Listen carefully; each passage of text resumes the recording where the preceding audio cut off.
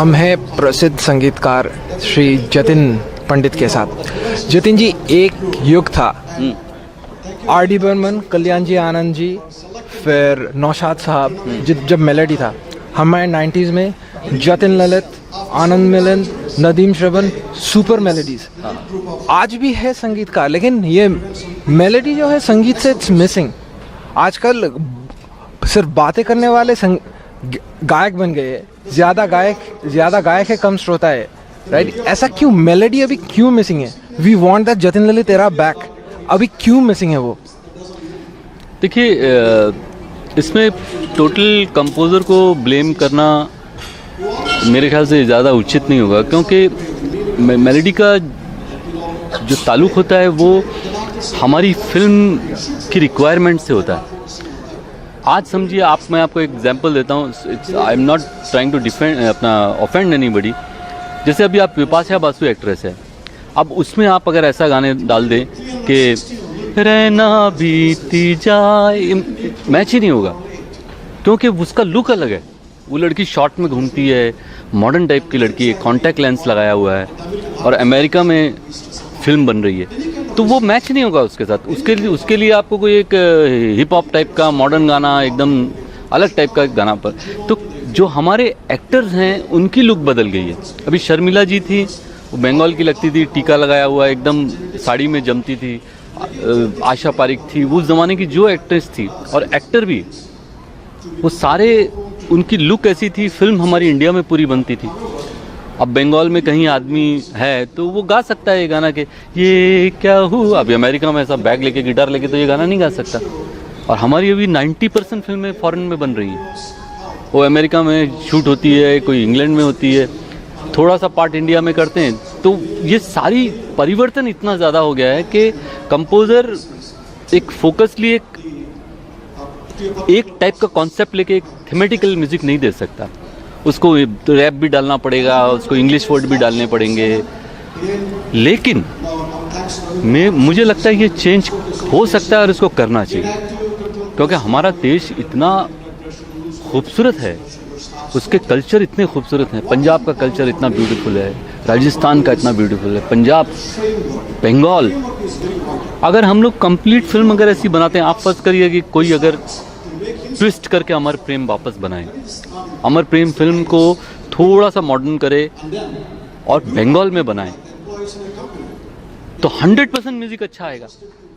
और म्यूजिक अच्छा आएगा तो एक बार, जैसे देखिए, हल्का सा यश जी ने जाते जाते किया था, वो वीर ज़ारा में मदन जी के गाने लिए। वो गाने थोड़े डेटेड लगते थे, लेकिन कानों में बहुत अच्छे लगते थे, बहुत मज़ा आता था, और लोगों ने वो चले म्यूजिक। तो the people who are ruling the industry, they have to take call, they have to decide, no, we want good music and we will work on this lines. And even if they have subject which the demand is of shooting abroad, but in that case you can do even good music abroad also. A girl, suppose there are so many thousands of girls we must be having here, they are born in America but they have Indian culture, they want to be Indian, they like to look Indian.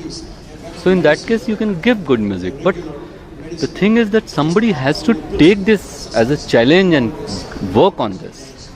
वो हम लोग miss है।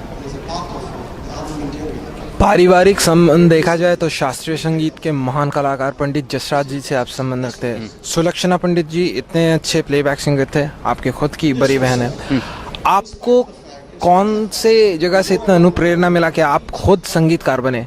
गायक नहीं, classical music में, लेकिन popular Hindi film music में संगीतकार होने का। देखिए, मैंने जैसा आपसे बताया ना कि मैं बचपन में हम लोग एक 4-5 लोगों का ग्रुप था। मेरी एक बहन विजेता, सुषमा श्रेष्ठा, हम लोग 4-5 लोग ऐसे बच्चों के गाने गाते थे। तो पंचमदा के गाने बहुत होते थे हम लोग के, महीने में 1-2 हो जाता था।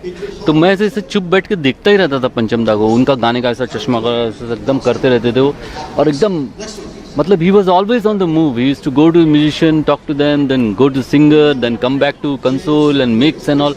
तो that, and at that time my page was blank. So whatever was impressed, it remained inside, you know. And then I kept observing him, and just going deep into, you know, watching this great composer. तो उनकी छवि जो है मेरे अंदर बस गई. और फिर जब मेरा टर्न आया तो मैंने क्या किया, मैं थोड़ा थोड़ा उनको इंस्पायर होकर उनके जैसे गाने बनाने की कोशिश करने लगा.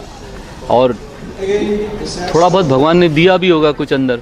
तो वो सारी चीज़ें जो हैं वो ब्लेंड होके ना एक राइट टाइम में हम लोग को ब्रेक मिल गया, जो जीता उसी के अंदर. और फिर गाड़ी चल गई. And I was very lucky that Panchamda heard that music. Nasir Hussain called him once after the film was completed. He told him that just hear this music and see the film, how do you like? And he really loved the music. और फिर जब थोड़ी maturity आई, दिमाग चलने लगा, तो then I realized that Salil Chaudhary was amazingly talented composer. And Madan ji, Shankar Jaikishan, So all these people, they inspired me, and I feel honored that I could work with Lata ji, Mohammed Rafi, Kishore da, and sing with Manna De sahab.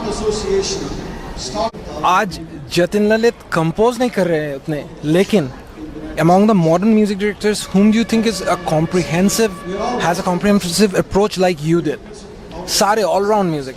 See, please don't take me wrong, but I'm telling you, there's one community in India which is highly musical, that is Bengali.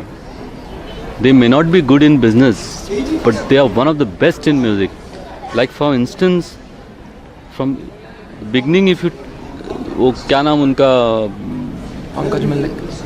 Pankaj Malik साहब, आप उस ज़माने का गाना सुनिए, देखिए उस गाने में एक मॉडर्न पना भी होता था उनका.